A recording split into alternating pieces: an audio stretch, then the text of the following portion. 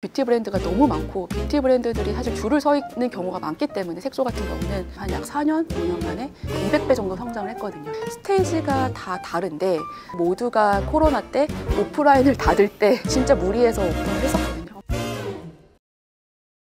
네, 안녕하세요. 저는 어뮤즈 브랜드 맡고 있는 이승민이라고 합니다.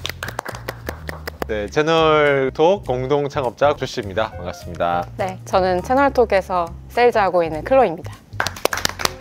어렵게 모셨으니까 또 간단하게 좀 어뮤즈 소개랑 이제 대표님 소개 같이 한번 부탁드려도 될까요? 저희 어뮤즈는 서울 베이스의 라이프스타일 뷰티 브랜드고요. 비건이랑 웰니스를 저희 키 컨셉으로 잡고 있고 최근 굉장히 트렌디하고 건강하고 헬스한 라이프를 지향하는 MD 소비자들 타겟으로 저희는 여러 가지 활동을 하고 있는 뷰티 브랜드입니다. 저는 어뮤즈를 맡게 된 지 만 5년, 지금 6년 차 정도 됐고 19년 4월부터 어뮤즈에 조인을 하게 됐고요. 저희는 지금 18년 2월에 런칭을 해서 정말 운 좋게 또 여러 가지 노력 끝에 다행스럽게 또 많이 성장하고 있습니다. 3년 연속 세 자릿수 성장이라고. 매출은 저희가 약 4년, 5년 만에 200배 이상 성장을 했고 200배 정도 성장을 했거든요. 네. 2억, 10억, 27억, 100억, 233억, 370억 정도까지 저희가 많이 성장을 했고요. 또 워낙 메이크업이나 뷰티 시장이 되게 어려웠고 그 사이에 이제 코로나도 있었고 너무 아시겠지만 메이크업 브랜드로서 또 성장을 하기가 그러니까 메이크업이 메인 카테고리이기 때문에 성장하기가 되게 어렵거든요. 어뮤즈는 되게 한 구석에서 고군분투하면서 자분자분 또 여러 가지 노력을 하고 있었던 결과 매출 성장 보시면은 되게 단계별로 또 건강하게 성장을 차례대로 했었기 때문에 굉장히 의미 있는 숫자라고 저는 생각을 합니다. 첫 해는 그러면은 주요 미션이? 주요 미션은 프로덕트를 좀 만들. 오케이. 결국 이게 있어야 시장에 갈 수 있으니까. 그러니까 뭐라도 있어야 되는데 그래서 여러 가지 고민이 돼야 되는데 우선은 자신 있는 좀 제품을 만들고 싶어서 이 프로덕트를 먼저 정의를 하고 그러면서 동시다발적으로 리브랜드 했던 것 같아요. 그 제품이 나오는 시기에 맞춰서. 네. 그래서 로고도 바꾸고 컬러 체계도 바꾸고 페르소나도 정의를 하고 패키지도 다 바꾸고 이 브랜드에 대한 약간 정말 스토리를 좀 만들고자 했어요. 그래서 그 당시에 그게 첫 해의 일이었던 거군요. 오자마자 했었던 것 같아요. 그래서 뭐 뭣도 모르고 정말로 정말 잘해보고자 하는 마음으로 잘 돼야 된다는 마음으로 막 했던 것 같아요. 네. 첫 해는 그러면 약간 프로덕트를 준비한다. 네. 두 번째는 그러면 프로덕트를 좀 침투시켜 본다일까요? 그래서 프로덕트를 먼저 정의를 했던 것 같고 이 프로덕트에 맞는 리브랜딩에 대한 정의를 했던 것 같고 그러면서 이제 채널에 대한 정의를 했던 것 같고요. 동시다발적으로 브랜드 체력에 대한 먼저 좀 파악을 했던 것 같아요. 그러니까 지금이 저희가 어떤 상황이 있고 어떠한 스테이지에 있어서 이게 필요하다. 기존의 어뮤즈가 진행됐던 채널을 좀 정리하는 과정들이 있었어요. 그래서 채널을 정리를 하면서 새롭게 유통 전략을 좀 정의를 했었고 달라진 제품과 달라진 브랜딩으로 또 새로운 채널 전략을 수립하고 전개하는. 그게 19년도에 다 있었던 일이에요. 네. 20년도에는 그거를 강화하면서 해외 진출을 좀 모색했던 것 같아요. 지금 말씀하신 시장은 사실은 굉장히 거대한 레드오션인데 네네네. 여기 안에서 내 자리를 이제 내 나와바리를 딱 만드는 나와바리 괜찮나? 내 자리를 만드는 게 너무너무 중요한 포지셔닝인데 네. 마케팅적으로는 여기서 진짜 치열하게 고민을 하셨을 것 같아요. 저는 이제 그 19년도에 조인을 했을 때 그 당시만 해도 지금이랑 좀 상황이 다르긴 했었는데 굉장히 시장이 좀 양분화가 되어 있었어요. 그래서 백화점 브랜드와 K뷰티 브랜드인데 조금 저가라고 생각될 수 있는 약간 이분법적인 그런 시장 속에서 어뮤즈는 정확하게 그 가운데를 지향하고 싶었고 브랜딩도 굉장히 잘 되어 있지만 제품력도 굉장히 되어 있고 가성비, 가심비도 충족시킬 수 있는 밸런스가 밸런스를 충족시켜서 취향이 되게 확실한 그런 브랜드를 소비자들에게 보여주면 좋겠다라는 생각을 좀 많이 했던 것 같고 굉장히 호불호가 심할 수 있는 제형이라든지 약간 너무 색깔이 강하다라든지 아니면 너무 한 사람의 취향이나 컬러가 확실하게 들어갔다라든지 그런 건 하지 않으려고 했었어요. 사실 어뮤즈도 저의 취향이 생각보다 저는 안 들어갔다 생각하거든요. 아, 그러세요? 네, 그래서 그러니까 보통은 많은 브랜드들이 이제 좀 파운더라든지 디렉션 하는 사람의 많은 그런 개인 취향이 좀 반영될 수도 있긴 한데 사실 어뮤즈라는 브랜드는 굉장히 어뮤즈다움을 정의를 먼저 하고 거기에 맞춰서 정말 어뮤즈의 세계관을 뻗어나가는 스타일이에요. 아닐까요? 저는 그렇게 생각하고 있습니다.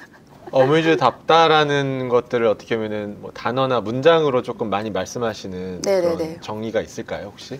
기본적으로 기분 좋음을 얘기를 많이 해요. 기분 좋음. 네, 그래서 이름에서 떠오르는 것처럼 브랜드를 봤을 때 굉장히 정말 행복하고 밝음이 느껴지고 솔직당당함이 느껴지고 꾸밈이 없고 그런 것에 대한 어뮤즈에 대한 정의가 있고 어뮤즈를 떠올렸을 때 떠오르는 그런 컬러 체계가 저는 있다고 생각을 하거든요. 굉장히 많은 또 다양한 뷰티 브랜드가 있지만 이제 하나의 브랜드를 생각을 했을 때 컬러 코드가 연상되는 브랜드는 생각보다는 저는 좀 적은 것 같기는 해요. 뭐 어느 브랜드 떠오르면은 키 프로덕이 떠오르고 키 컬러가 떠오르고 저는 그런 게 되게 중요하다 생각을 해서 그런 쪽에 집중해서 좀 브랜드 체계나 세계관을 좀 만들려고 했던 것 같습니다.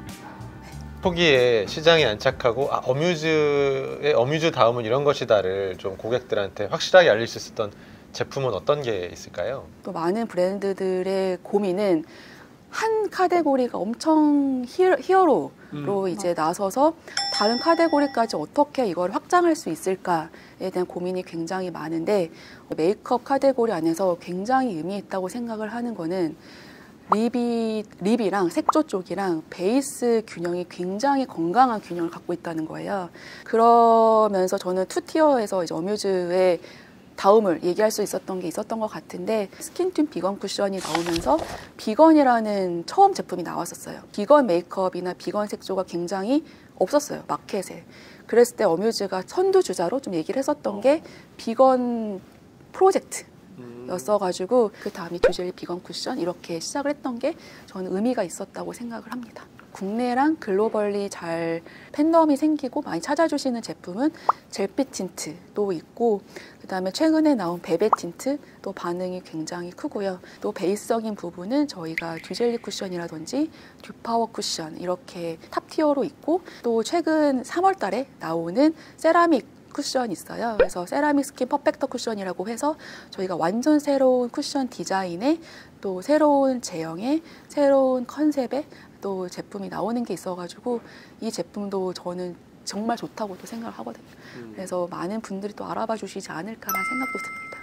제품에 대한 상품 기획을 할 때 그 인사이트를 어떻게 가설을 세우시는지 이게 시장이 필요하다. 그리고 우리 고객이랑 타겟층은 딱 이런 제품이 니즈가 있다. 이런 것들을 기존 고객 체크업하는 프로세스도 있을 거고 데이터를 보실 수도 있을 것 같고 저희는 정말로 제품이 많이 나와요. 그래서 한 달에 한 번씩 그 신제품이 나오고요. 메이크업 브랜드다 보니까 신제품 주기도 저는 굉장히 중요하다 생각을 하고 또 채널 특화된 또 제품도 있고 또 국가별 특화된 제품도 있고요. 그래서 굉장히 이제는 복합도가 커져서 다이나믹한 프로덕트 사이클이 만들어지는 상황이고요. 사실 자료를 본다라든지 뭐 마켓에서 이런 게 있어서 이거를 뭐 따라한다라든지 그렇게 의사결정이나 프로덕트에 대한 캘린더를 지정하진 않는 것 같아요. 저희의 카테고리에서 또 미흡한 부분이 있으면 그 카테고리도 채워나가야 되고 베스트 카테고리가 있으면 이거를 또 어드밴스드 해서 AD 라인을 또 만들고 또 신제품에서 부족한 부분이 있으면 또 그걸 또 채워나가고 이 주기로 저희는 프로덕트 사이클을 만들고 어떤 것도 사실은 이걸 보고 정의를 한다라는 건 아직 없는 것 같아요. 진짜 린하다 그래야 되나? 소프트웨어 스타트업들이 많이 하는 여러 가지 가설을 세우고 여러 액션을 해보고 맞는 것들을 이제 찾아간다는 어떤 그런 방식인데 네네네. 사실 제품을 만드는 쪽에서는 아무래도 뭐 발주를 해야 되고 네, 맞아요. 재고 고민도 있으실 거고 맞습니다. 그런 리스크들이 제가 볼 때 소프트웨어 컴퍼니보다는 조금 더 높을 수 있다고 생각하는데 맞습니다. 뭐 특별한 노하우가 있으신 건지 아니면은 정말 뭐 갈아 넣으시는 건지 저희 어뮤즈 팀 정말 열심히 또 갈아 넣으면서 또 경험이 쌓이면서 또 노하우도 되고 개선하고 또 진화해 나가는 부분들이 있는 것 같고요. 사실 정답을 찾았다기보다는 계속적인 테스트인 것 같아요. 그래서 그런 와중에 굉장히 다행인 것은 저희는 이제 베스트 프로덕트에 대한 카테고리가 확고해졌거든요. 그래서 이 카테고리에 대한 확고함이 생기는데 굉장히 시간이 많이 걸려요, 브랜드가. 또 온고잉으로 가져가는 또 또 스트롱한 매출이 있고 또 신제품적인 부분으로 캠페인적인 부분으로 계속 치고 빠지고 또 거기서 또 새로운 가능성을 보고 또 얹고 이것에 대한 주기를 계속 타면서 한 1년이 계속 가는 것 같아요. 그래서 저는 지금 사실 2024년이 다 간 것 같아요. 아 이미 네, 이미 저는 끝난 것 같아요. 그러네요. 이미 저의 마음은 24년도 거의 하반기 한 10월 정도에 가 있는 것 그러네. 같습니다. 이미 런칭해야 되는 캘린더들이 쭉쭉쭉쭉쭉. 네, 이미 올해 준비가 돼 캘린더는 있으니까. 다 정해졌고요. 저는 어쨌든 뷰티는 유통이 되게 중요하다고 생각을 해요. 그러니까 유통이 중요한 시기가 있고 또 자사몰과 같이 또 챙겨야 되는 시기가 있고 또 해외가 중요한 시장이 있고 스테이지가 다 다른데 이 프로덕이 팔릴 수 있는 채널을 제대로 정의를 하고 이 유통과 같이 파트너십으로 갈 수 있는 또 브랜드 체력이 되느냐 이거 리소스가 되느냐도 굉장히 중요한데 그래서 저는 이제 들어와서 어뮤즈가 기존에 조금 펼쳐졌던 채널을 정의를 먼저 하면서 그 당시에는 이제 세포라 코리아가 처음 한국에 들어왔을 때 독점 브랜드로 시작을 했었고요. 사실 큰 매출을 기대했다기보다는 브랜드 체력을 좀 키워야 된다고 생각을 했었어요. 그래서 더 큰 유통 채널에 들어가고 더 넓게 퍼져 나가기 전에 독점으로 좀 묶여서 잘 브랜드 세팅을 해보자. 이미지 구축을 하고 또 글로벌까지 가능성을 보자라는 좀 테스트하는 시간들이 있었고요. 그래서 이것이 또 계약이 갱신이 또 될 때 또 올리브영이라는 또 좋은 채널과 맞으면서 대중성 있게 정말 많은 분들에게 확산될 수 있지 않았나 라는 생각이 듭니다. 그래서 지금 어뮤즈 같은 경우도 생각보다 채널이 많이 확장이 안 돼 있어요. 저희 나름대로는 굉장히 좀 채널을 셀렉티브하게 가져가는 부분이 있고 그래서 당연히 이제 더 많은 체력과 더 많은 리소스를 쓰면서 더 많이 이제 저변으로 확장해 나가는 시기가 있을 텐데 아직까지는 딱 여기까지가 맞다고 생각을 하고 올해도 어떻게 될지 모르겠지만 국내 같은 경우는 채널을 막 확장할 플랜은 아직은 없습니다. 이제 한남동에 저희 쇼룸이 있어요. 그래서 이 쇼룸 같은 경우는 정말로 모두가 코로나 때 오프라인을 닫을 때 저희는 진짜 무리해서 오픈을 했었거든요. 궁금한 거 있어요. 실수하신 건가요? 아니면 의도하신 아니 모든 게 다 나는 또 실수하신 분들 물리는 분들도 그때 많았거든요. 아니 어뮤즈의 쇼룸은 정말로 저희는 다 의도했던 거예요. 20년인 거예요? 아니요, 22년. 22년? 그럼 진짜 코로나 한창일 때군요. 네. 22년 7월에 저희가 한남동 쇼룸을 오픈을 했었어요. 그래서 아까 말씀드린 것처럼 어뮤즈는 굉장히 브랜드 스토리가 있는 브랜드고 얘기하고자 하는 게 확실하고 콘텐츠가 많으니까. 콘텐츠가 많고 발신하고자 하는 메시지가 굉장히 풍부하고 저희의 컬러 코드나 프로덕을 굉장히 잘 보여줄 수 있는 공간이 되게 필요하다라는 생각을 정말 오래전부터 하고 많이 알아봤었는데 그래서 단순하게 브랜드를 떠올렸을 때 그냥 프로덕 하나가 떠오르고 곤돌라 하나가 떠오르는 것보다는 말로 형용할 수 없지만 얘기해주고 싶고 보여주고 싶었던 곳이 저희는 어뮤즈 쇼룸이기 때문에 그게 뷰티 브랜드의 또 힘이지 않나. 이제 정말 많은 분들이 거기에 와주시거든요. 90% 이상 매출이 외국인 분들이에요. 또 최근에 또 해외 바이어 분들이 어뮤즈 쇼룸에 한번 오셨었어요. 또 오셨었는데 이것을 그대로 옮겨서 여러 가지 프로젝트를 해보고 싶다라는 또 제안들도 이 경험 자체를 그대로 네, 아직 컨피덴셜이긴 하지만 또 프로젝트를 진행하고 있는 게 있습니다. 프로젝트가 막 엄청나요. 동서남북 어느 방향일지 그것도 비밀인가요?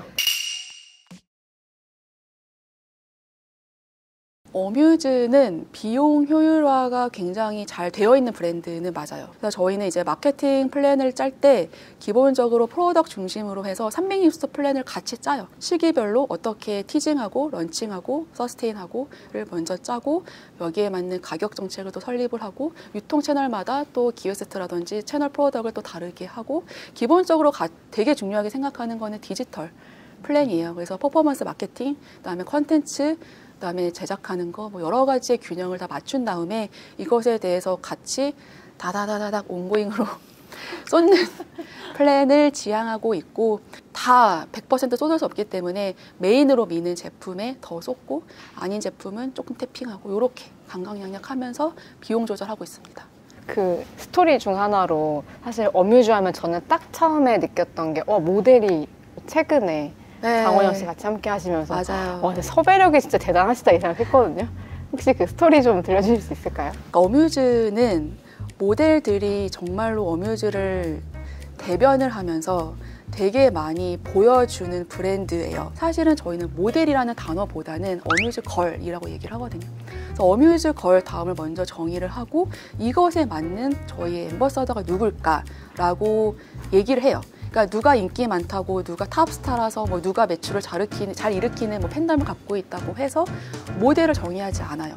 그래서 이번에는 저희가 장원영 씨 모델을 하게 돼가지고 처음 릴리즈가 됐을 때 정말 많은 사이트나 이런 커뮤니티에서 되게 찰떡이다 브랜드와, 이게 저는 너무 기뻤어요. 그러니까 장원영 씨 같은 경우는 물론 완전 탑 티어 모델이고 너무 많은 뷰티 브랜드에서 또 러브콜을 보내고 계시는 너무나 이제 탑 아이돌이기 때문에 저희가 이제 연락을 드리고 계약을 하게 될 때 굉장히 또 잘 어뮤즈와 맞을 수 있다라는 얘기를 많이 했던 것 같아요. 그래서 저희는 이제 브랜드의 아티스트를 생각을 했을 때 정말 본인 스스로 노력을 해서 당당하게 펼쳐나가는 페르소나를 엄청 중요하게 생각을 했었기 때문에 그런 라이터 모델들을 봤었던 것 같고, 그리고 맑은 이미지, 정말 기분 좋은 이미지, 장원영 씨 같은 분이 어뮤즈와 함께 하면은 너무 잘 될 것 같다.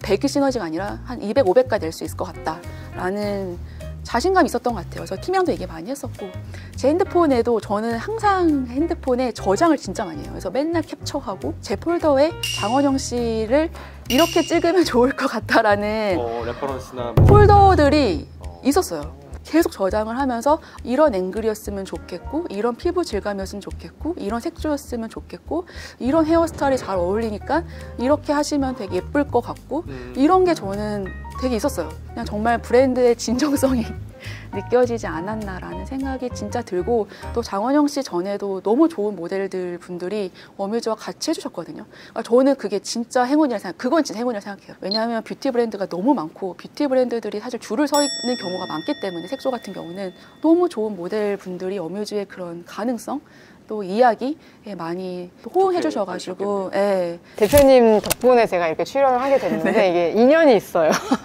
21년도에 인바운드로 저희 헬프 어뮤즈 이메일로 채널톡에서 한번 제안이 오셨어요. 제가 그거를 보면서 너무 와닿는 포인트들이 많은 거예요. 그래서 정말 저희가 고민하고 있던 포인트들, 정말 CRM적인 거, 자사몰 강화 플랜, 여러 가지가 정말로 시원쏙쏙하게 정의가 되어 있고, 이것에 대해서 채널톡이 너무 좋은 솔루션이다 라는 거가 제가 메일에서 너무 느껴져가지고 저희 담당하는 친구한테 이 메일을 전달을 하면서 미팅 한번 해보면 좋을 것 같다 라고 해서 인연이 이렇게 됐었고, 사실 인바운드로 이제 메일을 진짜 많이 봤는데 처음이었어요. 네, 진짜. 왜 이 순간을 위해서 지금까지 앉아 있었어. 이 순간을 위해서 저는 지금 이때만 기다렸어요. 보통 이렇게 인바운드로 들어오는 콜이 내용이 다 비슷하거든요. 그런 것보다는 회사의 또 브랜드의 고민들에 대한 게 정확하게 녹여져 있고, 사실 채널톡의 도움을 너무 많이 받았는데요. 그래서 기본적으로는 저희가 약간 산발적으로 되어 있던 CS 채널을 채널톡으로 일원화 시킨 것도 있고요. 그거는 굉장히 브랜드 입장이나 회사 입장에서 리소스 절감이긴 하거든요. 그래서 굉장히 업무 효율화에 도움이 됐던 것 같고, 그다음에 저희가 모든 신제품에 대한 거라든지 여러 가지 캠페인에 대한 메시지 발송도 채널톡 활용해서 하고 있고, 최근에 비회원들을 타겟으로 메시지를 저희가 드렸었어요. 채널톡 통해서. 근데 이제 40% 이상 회원 가입까지 유도를 하게 돼가지고 이때까지도 너무 잘 활용하고 있고, 향후에도 저희 자사몰 강화 플랜에 너무 큰 도움이 되는 툴입니다. 진짜로. 네. 감사합니다. 네. 그래서 그때 제가 21년도 지금보다 너무 2, 3년 전이잖아요. 그래서 그때 채널톡에 대한 회사가 너무 궁금해가지고 이 회사 누가 하고 있지? 이 툴은 뭐지? 해서가 이분이었던 것 같습니다. 네. 전문 MC인 줄 아셨다고 유튜브에서. 저는 이제 여기 나온다고 해가지고 막 찾아봤거든요, 저도. 근데 이제 대표님 직접 뵙기 전에 이제 막 썸네일이나 얼굴이 되었길래 전문 MC인가 보다. 제가 썸네일 할 말이 많습니다. 혹은 뭐 사내 이런 쪽인가 보다 했는데, 이제 미팅 때 뵀었고 너무나 대표님이셔가지고, 그래서 좋은 인연으로 너무 잘 활용하고 있습니다. 감사합니다. 올리브영이나 세포라 미국에 갔을 때 가면 진짜 여기서 어떻게 경쟁하지? 립이 막 100개예요. 그래서 이 3만 개라는 뷰티 브랜드 속에서 어떻게 이거를 차별화를 하고 지난번과 또 조금 더 다르고 하지만 이 색깔을 잃으면 안 되고 이거를 유지를 하면서 거기에 또 색다른 모습을 얹어야 되고 정말 많은 사람들이 저한테도 굳이? 왜 물어봤었어요. 왜 가는 거니? 라고 이제 했었는데